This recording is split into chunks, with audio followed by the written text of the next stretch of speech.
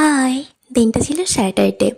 Saturday মানে ছুটির দিন, একটু তো বেরোতেই হবে, যদিও বা আগের থেকে কোনো প্ল্যান ছিল না। ফ্রেন্ডসরা আসবে তাই জন্য আগে যেখানে থাকতাম ওখানেই চলে গিয়েছিলাম। গিয়ে দেখি মেলা বসেছে। আগের বছরও ঠিক এই সময়টা একই জায়গাতে মেলা বসেছিল, এই বছরও কিন্তু বসেছে। তবে আগের বছর আমরা ওই মেলার কাছেই ছিলাম, আমরা যে ফ্ল্যাটে থাকতাম ওখানেই। তো দেখে খুব খুশি হলাম যে ভেতরে কী কী পাওয়া যায় না যায় দেখার জন্য। প্রথমেই দেখলাম এইসব কাপ প্লেট, বিভিন্ন রকম ফুলদানি আর হচ্ছে বইয়ের স্টোরগুলো। প্রচুর কালেকশন ছিল বুকসে। একটা সময় ছিল যখন আমি গল্পের বই বা বিভিন্ন রকমের বই পড়তে ভীষণ পছন্দ করতাম। রোজ মোটামুটি কিছু না কিছু কাহিনী গল্প আমি পড়বই, এটা আমার একটা অভ্যেস ছিল। বাট সেই অভ্যেসটা ধীরে ধীরে সময়ের সাথে সাথে ব্যস্ততার কারণে কোথায় যেন হারিয়ে গিয়েছে। ভাবছি সেই অভ্যেসটাকে আবার আমি আমার জীবনে ফিরিয়ে নিয়ে আসবো, কারণ বই পড়ার অভ্যেসটা থাকা ভীষণ ভালো, যেখান থেকে আমরা অনেক নলেজ কিন্তু গেইন করতে পারি। চলো তাহলে এবার ভেতরে যাওয়া যাক। ভেতরে প্রথমে গিয়ে দেখি শোপিসগুলো ভীষণ পছন্দ হয়েছিল, তবে এক্সেসিভ দাম। ব্যাঙ্গালোরে সমস্ত জিনিসের দাম বেশি, বাট মেলাতে যেন আমাদের ওখানে মেলাতে একটু রিজনেবল প্রাইসে পাওয়া যায়, এখানে মেলাতেও কিন্তু প্রচণ্ড দাম থাকে প্রত্যেকটা জিনিসের। কিন্তু এই অ্যান্টি কালেকশনগুলো ভীষণ ভালো লাগে। দেন এই স্টোরটা আমাদের সবার কিন্তু নজর কেড়ে নিয়েছে। এত সুন্দর 5D পিকচারগুলো, ভীষণ সুন্দর।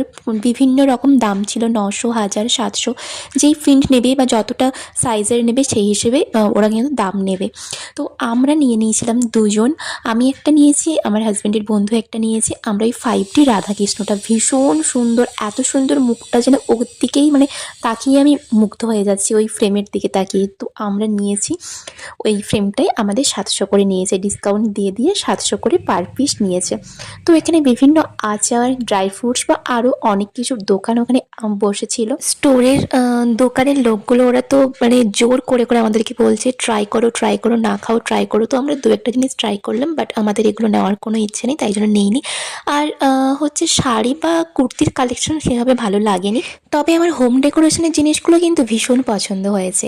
আমি এখানে খুঁজে যাচ্ছি কানের কোনো জুয়েলারি দোকান আছে কিনা। ওটা তো মিস হতে পারে না, কারণ প্রত্যেকবারই এসে আর কিছু নেই বা না নেই বিভিন্ন রকমের কিছু কানের নিয়ে থাকি।